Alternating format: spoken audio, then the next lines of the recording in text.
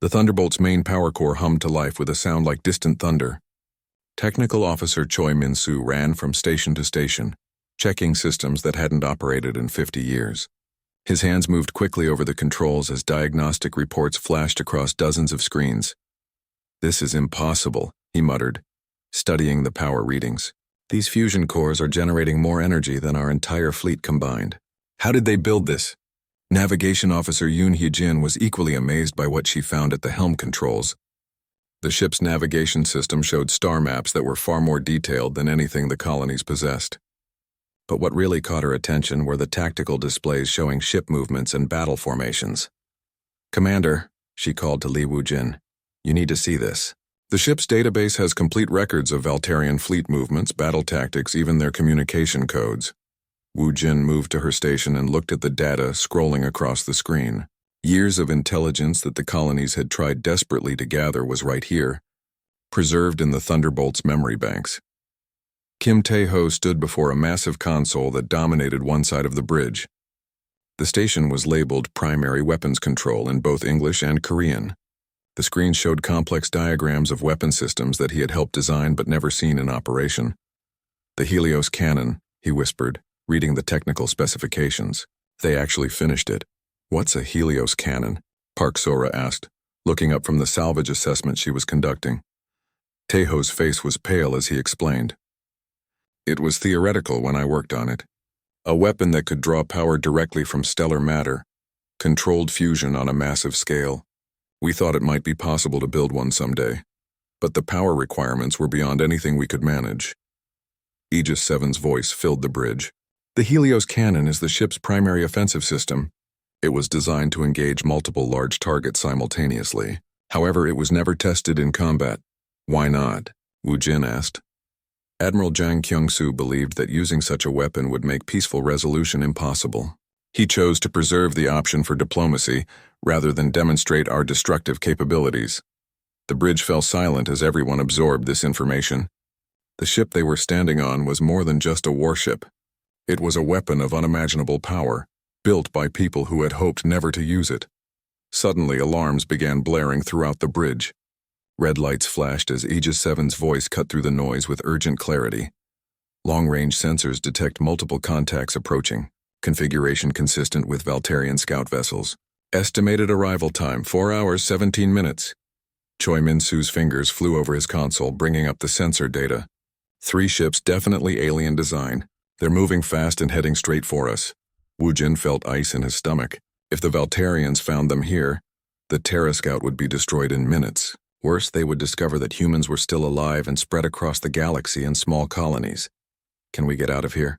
he asked. The Terra Scout's hyperdrive is functional, but the Thunderbolt is still in the middle of its revival sequence, Aegis 7 reported. "I cannot safely engage my propulsion systems for another 2 hours. Yoon Hye-jin looked up from her navigation console with worry in her eyes.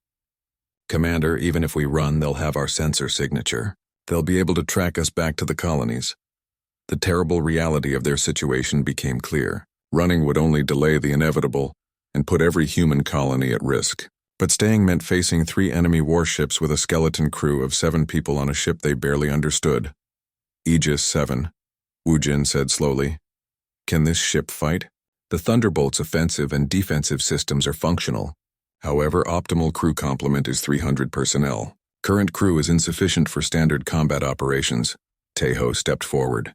"What if we don't fight a standard engagement?" "This ship was designed for something different, wasn't it?" The AI paused before responding. "Affirmative. The Thunderbolt was designed for asymmetric warfare against numerically superior forces. The quantum displacement drive allows for tactical approaches that conventional vessels cannot counter." "Explain." Woo-jin ordered. "The quantum displacement drive phases the ship partially out of normal space-time. While displaced, the ship is effectively invisible and invulnerable to conventional weapons. However, our own weapons can still affect targets in normal space." Sora whistled softly. "A ghost ship. You can attack without being attacked. The displacement field requires enormous energy and can only be maintained for short periods," Aegis 7 warned. "Additionally, the system has never been tested in actual combat conditions." Woo-jin looked around the bridge at his small crew. Each face showed the same mixture of fear and determination. They all knew what this meant. 50 years ago, humanity had run from the Valtarian Empire. Today, they had a chance to fight back. "How long do we have before those scouts arrive?" he asked. 3 hours, 52 minutes, Aegis 7 replied. "Then we learn how to fight this ship in less than 4 hours. Wu Jin moved to the captain's chair and sat down. "Minsu, I need you to understand every system on this bridge. Hai Jin, plot escape routes and defensive positions. Taeho, figure out how to fire that cannon. Sora, find us anything we can use as an advantage." As the crew rushed to their tasks, Aegis 7 began displaying tactical information on the main screen. The approaching Valtarian ships were larger and more heavily armed than anything the human colonies could field. But they were also following predictable patrol patterns, the same formations they had used for decades. "They're confident," Yoon Hee-jin observed, studying the enemy movement patterns. "They don't expect any resistance. Why should they?" Choi Min-soo replied grimly. "As far as they know, humanity was wiped out 50 years ago. These are probably just routine sweeps looking for salvage." Kim Tae-ho called out from the weapons console. "I'm getting familiar with the Helios cannon controls. The targeting system is more advanced than anything I've seen. It can calculate firing solutions for targets that haven't even been detected yet." "Explain," Wu Jin said. "The cannon can fire through the quantum displacement field. Theoretically, we could phase out of normal space, move to a new position and fire before the enemy even realizes we've moved. To them, it would look like their ships were being destroyed by invisible attackers." The hours passed quickly as the crew learned their new ship. Aegis 7 provided constant instruction, walking them through systems and procedures that had been classified secrets 50 years ago. Slowly, the Thunderbolt transformed from a mysterious derelict into a functioning warship.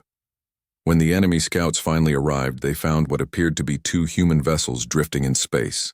The larger ship looked dead, its hull dark and lifeless. The smaller scout ship seemed to be conducting a salvage operation. "Perfect," Wu Jin said, watching the tactical display as the Valtarian ships moved into attack formation. "They think we're helpless." "All systems ready," Aegis 7 announced. "Quantum displacement drive charged and standing by. Helios cannon powered and targeted. Awaiting your orders, Commander." Wu Jin looked around the bridge one last time. In a few minutes, they would either prove that humanity could still fight, or they would join the countless others who had died facing the Valtarian Empire. "Begin displacement," he ordered. The Thunderbolt faded from normal space like a ship sinking beneath dark waters. But unlike those who had run before, this time humanity was ready to fight back.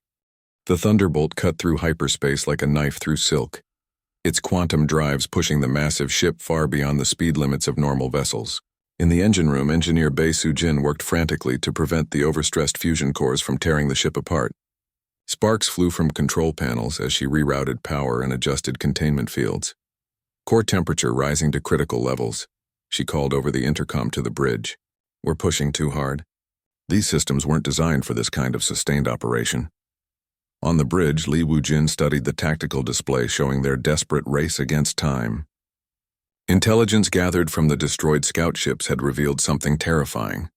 The Valtarian Empire was launching its largest military operation in 50 years, a massive fleet heading directly toward the outer human colonies.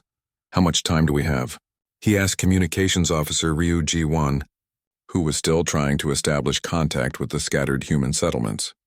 "Based on their current speed and course, the Armada will reach the first colonies in 18 hours, she replied, her face pale with worry. "I've managed to send warning messages to 3 settlements, but the communications relay network is so damaged that most colonies won't get the alert in time." Shin Dong-wook stood near the weapons console, studying intelligence data that Aegis 7 had extracted from the enemy scout ships. What he found made his blood run cold. "Commander, you need to see this," he said grimly. "The Valtarian Empire has been lying to their subject species for 50 years. They told them that humanity was a terrible threat, a species so dangerous that it required their entire empire to defeat us. Our destruction is supposed to prove their story and cement their control over a dozen worlds." Kim Tae-ho looked up from the engineering displays. "So this isn't just about finishing what they started. It's about propaganda." "Worse than that," Dong-wook continued. "According to this data, they've convinced their subject races that humans are some kind of galactic plague. They've built their entire imperial structure on the fear of humanity returning. If they don't complete our extinction, their whole empire might collapse." The implications were staggering. The Valterians weren't just trying to eliminate the remaining human colonies. They were fighting for their own political survival. "Sir," Ryuji-wan called out urgently. "I'm receiving a transmission from Admiral Vectar himself. He's commanding the Armada."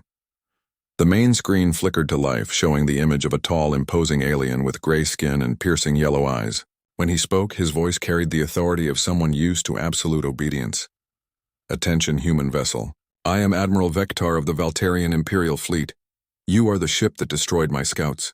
I remember your signature from 50 years ago." Wu-jin stepped forward.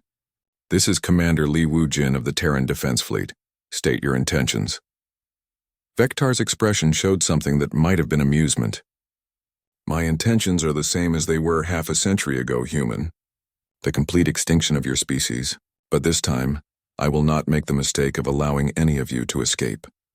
The screen shifted to show a tactical display of the Valterian Armada. Over 300 warships moved in perfect formation, a force large enough to conquer star systems. Escort carriers, battleships, cruisers, and support vessels stretched across space like a metallic sea. "Behold the final judgment of your species," Vectar continued. "Every human colony will burn. Every settlement will be reduced to ash. And when it is done, the galaxy will know that the Valterian Empire keeps its promises." The transmission ended, leaving the bridge in stunned silence. Even with the Thunderbolt's advanced weapons and unique capabilities, facing over 300 enemy ships seemed impossible. "Aegis 7, Wu-jin said quietly. "Analysis. Can we win this fight?" The AI was silent for several seconds before responding. "Probability of mission success depends on definition of success. If the objective is to destroy the entire enemy fleet, probability is less than 5%. If the objective is to disrupt their attack and force a strategic withdrawal, probability increases to 37%. "And if we're willing to sacrifice the ship?" Dongwook asked. "If crew survival is not a factor, probability of complete enemy fleet destruction rises to 63%. The Thunderbolt's quantum displacement drive and Helios cannon could inflict catastrophic damage before being overwhelmed." The bridge fell silent as everyone absorbed this information. They had found humanity's most powerful weapon, but using it effectively might cost them their lives. Park Sora broke the silence with a discovery that changed everything. "Wait, I found something in the ship's database. There's a file labeled Pandora Protocol. It's classified above even the Helios cannon specifications." Tejo's face went white. "I remember that designation. It was theoretical, something the scientists talked about but never seriously considered building." "What is it?" Wu-jin demanded. Aegis 7 answered. "The Pandora Protocol is a quantum shockwave generator. It uses the ship's displacement drive to create a massive distortion in spacetime. Any vessel within the affected area is displaced out of normal space permanently." "Displaced where?" Ryuji-wan asked, unknown. "The affected matter simply ceases to exist in our dimensional framework." The terrible power of what they were discussing settled over the bridge crew. They weren't just talking about destroying the enemy fleet. They were talking about erasing it from existence entirely. "What are the consequences?" Wu-jin asked. "The quantum shockwave would consume the ship's entire power core and most likely destroy the Thunderbolt in the process. Additionally, there are unknown effects on local spacetime that could affect nearby star systems." Bei Sujin's voice crackled over the intercom from engineering. "Commander, we're approaching maximum safe engine output. If we push any harder, we'll lose containment in the fusion cores." Wu-jin made a decision that would change the course of human history. "Reduce speed to sustainable levels." "We're not running to this fight anymore, sir." Hyjin looked confused. "Set course for the Kepler Nebula. If we're going to face the entire Valterian fleet, we're going to do it on our terms, not theirs." Dongwook smiled grimly. "The nebula will interfere with their sensors and communications. Force them to spread out their formation." "Exactly. Aegis 7. Begin preparation of the Pandora Protocol. If we're going to end this war, we're going to end it completely." As the Thunderbolt changed course toward its final battle, Ryuji-wan managed to establish communication with several more human colonies. The message she sent was simple, but carried hope that had been missing for 50 years. "This is the ESS Thunderbolt to all human settlements. We are engaging the enemy fleet. Whatever happens, remember that we did not run. We did not hide. We fought back." In the depths of space, over 300 Valterian warships continued their advance, confident in their overwhelming superiority. They had no idea that they were flying toward a confrontation with a ghost ship, crewed by 7 people who had decided that 50 years of fear and hiding was enough. The Thunderbolt moved through quantum space like a ghost passing through walls. On the bridge, Li Wujin watched the tactical display show 3 Valterian scouts searching for a ship that no longer existed in their reality. The enemy vessels moved in careful formation, their weapons charged and ready, but they were hunting shadows. "Displacement field stable," reported Choi Min-soo from his engineering station. "But we're using power fast. The quantum drive is drawing energy from the fusion cores faster than they can generate it." Kim Taeho's hands moved over the weapons console with growing confidence. Helios cannon locked onto the lead target. "The targeting computer says it can punch through their shields and hull like paper." Before Wu Jin could give the order to fire, new alarms sounded throughout the bridge, but these weren't warnings about the enemy ships outside. These alarms were coming from inside the Thunderbolt itself. "Life support activation in Medical Bay 7, Aegis 7 announced. "Emergency revival protocols engaged." Park Sora looked up from her console in surprise. "That's impossible. You said there were no life signs on this ship?" "Correction," the AI replied. "There are no active life signs. However, damaged stasis pods may not register on standard scans." The tactical situation outside suddenly seemed less important. If there was a survivor from the original crew, someone who had been sleeping for 50 years, they needed to help them immediately. "Hyejin, maintain our position relative to the enemy scouts," Wu Jin ordered. "Minsu, keep monitoring the displacement field. Taeho and Sora, come with me. We're going to Medical Bay 7. The corridors of the Thunderbolt felt different now that the ship was fully powered. Lights glowed steadily overhead and the air circulation system hummed quietly. It was easier to imagine this as a living ship rather than a derelict tomb. Medical Bay 7 was 3 levels down from the bridge. When the doors opened, they found a scene of controlled chaos. Medical robots were moving around a single stasis pod, checking vital signs and preparing treatments. Inside the pod, they could see a man in a military uniform, his face pale but breathing steadily. "Status report," Wu Jin called to the medical computer. "Patient is Marine Captain Shin Dong-wook, age 32 at time of stasis entry. Pod suffered critical damage during combat operations 50 years ago. Automatic systems maintained minimal life support until full power restoration allowed proper revival procedures." The man in the pod opened his eyes slowly. He looked confused and weak but alive. When he saw the faces looking down at him, he tried to sit up. "Easy," Park Sora said gently, helping to steady him. "You've been asleep for a long time." Shin Dong-wook looked around the medical bay with growing awareness. "How long?" he asked, his voice hoarse from disuse. 50 years, Wu Jin replied. The Marine captain's face went through several emotions quickly: confusion, disbelief, and finally a deep sadness. "Then we lost." "The colonies, Earth, everyone." "Not everyone," Kim Taeho said. "Some of us survived. We've been hiding in small colonies, staying alive. But barely." Dong-wook struggled to stand, and the medical robots moved to support him. "The Admiral, the rest of the crew, what happened to them?" "They evacuated during the battle." Aegis 7's voice came through the medical base speakers. "I have complete records of the engagement if you wish to review them." "Show me," Dong-wook said firmly. The main screen in the medical bay came alive with images from 50 years ago.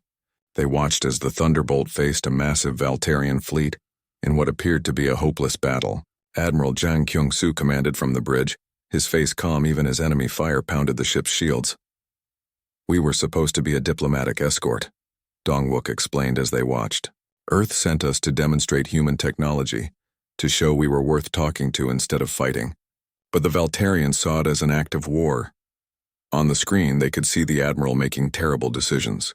He ordered the crew to evacuate, rather than use the ship's most powerful weapons. He chose to let the Thunderbolt drift into deep space rather than unleash its full firepower. He could have destroyed their entire fleet. Taeho said quietly. "The Helios cannon, the quantum displacement drive, all of it was ready to use." "But he didn't," Dong-wook replied, his voice heavy with old pain. "He believed that using weapons like that would make us monsters. He thought there was still hope for peace even as they were killing us." The recording showed the Admiral's final moments on the bridge. He ordered Aegis 7 to wait in deep space until someone could return for the ship. Then he activated his own escape pod and launched toward the enemy fleet, hoping to draw their attention away from the drifting Thunderbolt. He died believing he had failed humanity, the AI said softly. His last words were an apology. The medical bay fell silent as the recording ended. Finally, Dongwook spoke again. "What's our situation now?" Wu Jin explained about the approaching Valtarian scouts and their current position in quantum space. Dongwook listened carefully, his military training obvious in how quickly he absorbed the tactical information. 3 scouts, standard patrol formation, he said when Wu Jin finished. "I know their procedures. They'll sweep the area systematically, then call for reinforcements if they find anything interesting. We need to stop them before they can report back. The displacement field won't last much longer," Sora warned, checking her portable scanner. "Maybe 20 more minutes at most." Dongwook was already moving toward the door. "Then we fight now. I know this ship better than anyone alive. I can help you use it properly." They rushed back to the bridge where Yoon Hye-jin reported that the enemy scouts were expanding their search pattern. "They know something was here. They found debris from our shuttle's docking procedure. Time to full power depletion?" Wu Jin asked. 15 minutes, Minsu replied grimly. Dongwook moved to a console near the weapons station and began entering commands. The Thunderbolt wasn't designed to fight fair battles. It was built to end fights quickly and completely. "Taeho, transfer targeting control to my station." "What are you planning?" Wu Jin asked. "Something the Admiral should have done 50 years ago." Dongwook's hands moved over the controls with practiced skill. "The Helios cannon can fire in multiple directions simultaneously. We don't have to choose one target." On the main display, targeting indicators appeared around all 3 enemy ships. The weapon system calculated firing solutions that would hit all 3 scouts in a coordinated strike. "One shot," Dongwook explained. "All 3 ships destroyed at the same moment. No time for distress calls, no survivors to report back to the Empire." Wu Jin looked around the bridge at his crew. Each person nodded their agreement. This was what they had come here to do. "Drop us back into normal space," he ordered. "Target all 3 ships. Fire when ready." The Thunderbolt faded back into normal space like a predator emerging from tall grass. For a split second, the 3 Valtarian scouts detected the massive warship appearing among them. But before they could react, the Helios cannon spoke with a voice of controlled stellar fire. 3 beams of pure energy reached across space simultaneously, each one finding its target with perfect precision. The enemy ship simply vanished in flashes of brilliant light. "All targets destroyed," Dongwook reported, his voice steady despite the magnitude of what had just happened. No distress signals transmitted. For the first time in 50 years, humans had fought the Valtarian Empire and won. But as they watched the debris from the enemy ships drift in space, they all knew this was just the beginning. Commander Li Wu Jin stared at the massive shape floating in the darkness of space. His ship, the Terra Scout, had been searching this dead region for 3 weeks. They were looking for salvage, spare parts, anything that could help the remaining human colonies survive another year. What they found was much more than that. The derelict ship was huge. Much bigger than anything the human colonies had built in the last 50 years. Its hull was dark gray, covered with strange markings that Wu Jin had never seen before. But something about those markings seemed familiar, like a half-remembered dream. "Commander, are you seeing this?" Park Sora called from her station. She was the best salvage expert in the fleet, and her voice carried excitement. "The energy readings from that ship are incredible. It's not completely dead." Wu Jin walked over to her console. The numbers on the screen made no sense. The ship should have been cold and lifeless after floating in space for so long. Instead, there were tiny pulses of power, like a heart beating very slowly. "How long has it been out here?" he asked. "Hard to say exactly, but the radiation patterns suggest at least 40 or 50 years, Sora replied. She looked up at him with bright eyes. "Commander, I think this might be one of ours." The bridge fell silent. Every person there knew what that meant. 50 years ago, Earth had tried to make contact with alien races for the first time. They had sent their best ships and their bravest people. None of them ever came back. The aliens, who called themselves the Valtarian Empire, had destroyed the entire diplomatic fleet. Earth had been forced to hide, spreading small colonies across distant star systems just to survive. "Run a deep scan," Wu Jin ordered. "I want to know everything about that ship." The scan took 20 minutes. When the results came back, Park Sora's hands were shaking as she read them. Commander, this is the ESS Thunderbolt. It's in our database as a prototype warship. It was reported missing 50 years ago during the first contact disaster. Wu Jin felt his heart skip a beat. The Thunderbolt was legendary among the surviving humans. It had been Earth's most advanced warship, built with experimental technology that even the scientists didn't fully understand. When it disappeared, Earth lost not just a ship, but all the secrets it contained. Are there any life signs? He asked. Negative on biological life forms. But the ship's computer systems are still active. Something inside is keeping minimal power running, Sora reported. Kim Tae-ho spoke up from the engineering station. He was an old man now, but 50 years ago he had been young and brilliant, one of the engineers who had worked on the Thunderbolt project. Commander, if that ship is really the Thunderbolt, we need to get aboard. The technology inside could change everything for the colonies. Wu Jin knew Tae-ho was right, but he also knew the dangers. Boarding a derelict ship was always risky. Boarding one that had been missing for 50 years was even worse. But they couldn't pass up this chance. Prep the shuttle, he ordered. Small team only. Tae-ho, you're with me. Sora, I need your expertise on the salvage assessment. Everyone else stays here and keeps watch. 20 minutes later, the shuttle moved slowly toward the Thunderbolt's docking bay. The massive doors were closed, but Sora's tools found an emergency manual override. The doors opened with a grinding sound that echoed through the empty ship. The docking bay was dark and cold. Their flashlights created moving shadows as they walked deeper into the ship. The corridors were wider than those on modern ships, and the walls were covered with thick armor plating. This ship had been built for war. The bridge should be this way, Tae-ho said, leading them through passages he remembered from old blueprints. His voice echoed strangely in the empty halls. They found the bridge after 10 minutes of walking. It was a massive room with dozens of control stations. Most of the screens were dark, but a few showed dim lights blinking slowly. In the center of the room was the captain's chair, still waiting for its owner to return.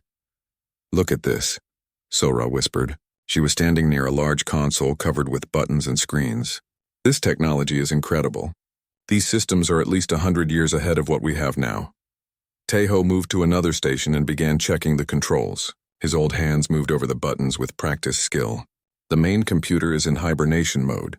It's been saving power for decades, waiting for someone to wake it up. Suddenly, lights began flickering on around the bridge. The screens came alive with scrolling text and flashing symbols. A voice spoke from hidden speakers, clear and strong despite the years of silence. Unauthorized personnel detected. Please provide identification and authorization codes. The three humans stood frozen. The ship's computer was still active after all these years. Tae-ho stepped forward slowly. This is Kim Tae-ho, Earth Navy Engineering Corps. Authorization code Tango 7 Alpha 94. There was a long pause. Then the voice spoke again, and this time it sounded different, almost relieved. Authorization confirmed. Welcome back, Engineer Kim. I am Aegis 7, the ship's artificial intelligence. I have been waiting for someone to return for 50 years, 3 months and 14 days. More lights came on around the bridge. Systems that had been sleeping began to wake up. Screens showed diagrams of the ship, power levels, and system status reports. The Thunderbolt was coming back to life. Aegis 7, Wu Jin said carefully. What happened to this ship? Where is the crew? The AI was quiet for a moment. When it spoke again, its voice carried something that sounded like sadness. The crew evacuated during the engagement with the Valterian fleet. Admiral Jang Kyung-soo ordered me to drift into deep space and wait. He said someone would come back for me when it was safe. Wu Jin looked around the awakening bridge. This ship represented more than just advanced technology. It was a piece of Earth's lost heritage, a weapon that might give humanity a fighting chance. But it was also a tomb, holding the memories of people who had died believing in a peaceful future. Aegis 7, he said finally. Things have changed since you've been sleeping. We need your help. The AI's response came quickly. Then it is time for the Thunderbolt to fulfill its true purpose. Initializing full system revival. Estimated time to complete activation, 6 hours. As the ship continued to wake up around them, none of them noticed the faint sensor readings on the long-range scanners. Something was moving in the darkness of space, heading their way. The Kepler Nebula hung in space like a vast cloud of glowing gas and stellar dust. Inside its swirling embrace, the Thunderbolt waited in perfect silence. Li Wujin sat in the captain's chair. watching the tactical display as over 300 Valterian warships entered the nebula's outer edge. "They're taking the bait," Yoon Hyejin reported from navigation. "The fleet is spreading out to search for us. Their formations are becoming loose and uncoordinated." Admiral Vektar's voice crackled through the communication system, distorted by the nebula's interference. "Human ship, you cannot hide from us forever. Surrender now and your deaths will be quick." Wu Jin keyed the response. "This is Commander Lee Wu Jin." "We're not hiding, Admiral. We're hunting." Kim Taeho's hands moved steadily over the weapons console. The Helios cannon was fully charged and ready to fire. Around the bridge, every system showed green status lights. After 50 years of waiting, the Thunderbolt was finally ready to fulfill its true purpose. "Quantum displacement drive charged and ready," reported Choi Min-soo from engineering. "All fusion cores operating at maximum safe output." Shin Dong-wook studied the enemy fleet positions on his tactical screen. His knowledge of Valterian battle doctrine, combined with Aegis 7's processing power, had identified the perfect moment to strike. "Commander, recommend we begin the attack now," he said calmly. "Their command ships are separated from their escorts. We can hit them before they can coordinate a response." In the engine room, Bae Soo-jin made final adjustments to the fusion core containment fields. She knew better than anyone that what they were about to attempt would push every system on the ship beyond its design limits. But looking at the readings from her sensors, she felt a quiet confidence. The Thunderbolt had been built for exactly this moment. "Phase displacement in 3 seconds, Aegis 7 announced. All crew prepare for combat operations." The Thunderbolt faded out of normal space like a dream becoming memory. But unlike their previous encounters, this time they weren't hiding. They were becoming something far more dangerous. "Target the command carriers first," Wu Jin ordered. "Cut off their ability to coordinate." The ship materialized in the middle of the enemy formation like a ghost appearing at a dinner table. For a split second, the Valterian ships detected the massive warship among them. Alarms blared across hundreds of bridges as officers tried to understand what they were seeing. The Helios cannon fired. 3 beams of stellar fire reached out simultaneously, each one striking a different command carrier. The enemy ships didn't explode. They simply vanished, their matter converted to energy and scattered across space. In less than 2 seconds, the Valterian fleet lost its primary command structure. "Displacement field holding stable," Min-soo reported as enemy weapons fire passed harmlessly through their phased hull. "We can maintain this for another 4 minutes." The Thunderbolt moved through the enemy formation like a shark through a school of fish. The Helios cannon fired again and again, each shot calculated by Aegis 7 for maximum tactical impact. Battleships disappeared in flashes of light. Escort cruisers were cut in half by beams that ignored their shields and armor. But Wu Jin knew they couldn't win through conventional tactics alone. Even with their incredible advantages, 300 ships were too many for a single vessel to destroy before their displacement field failed. "Taeho, prepare the Pandora protocol," he ordered. "Sir, are you sure?" the old engineer asked. "Once we activate it, there's no going back." "I'm sure." "Dong-wook, position us at the center of their main battle group." Park Sora looked up from her console with tears in her eyes. She understood what was happening. They were going to save the colonies, but none of them would live to see the peace that followed. Communications officer Ryu Ji-won managed to establish one final contact with the human settlements. "All colonies, this is the Thunderbolt. We are about to engage the Pandora Protocol. The threat to human civilization will be eliminated in approximately 2 minutes. Tell our story." Admiral Vektar's flagship suddenly appeared on the main screen as his ship attempted to ram the phased Thunderbolt. His yellow eyes blazed with fury as he realized what was happening. "Impossible," he screamed. "Your species was defeated. You were broken. You cannot possess such power." Wu Jin stood from the captain's chair and faced the screen. When he spoke, his voice carried the accumulated weight of 50 years of human suffering and survival. "You're wrong, Admiral. We were never broken. We were just waiting for the right moment to remind you what humans are capable of when you threaten our families." The Thunderbolt positioned itself at the exact center of the enemy formation. All around them, Valterian warships fired desperately at a target they couldn't hit. Their weapons passed through empty space while death moved among them with surgical precision. "Pandora Protocol ready for activation," Aegis 7 announced. "Warning: activation will result in total ship destruction and unknown effects on local spacetime." Wu Jin looked around the bridge one last time. He Jin was still calculating escape routes they would never use. Minsu was monitoring systems that would soon cease to exist. Taeho was preparing to fire a weapon that would outlive them all. Sora was documenting everything for a report no one would ever read. Jiwon was sending final messages to colonies they would never see again. Dongwook was standing at attention, ready to complete the mission his admiral had been unable to finish 50 years ago. Any regrets? Wu Jin asked them. Just one, Dongwook replied. I wish Admiral Jang Kyung-soo could see this. He would be proud. Sujin's voice came over the intercom from engineering. Commander, it's been an honor serving with you all.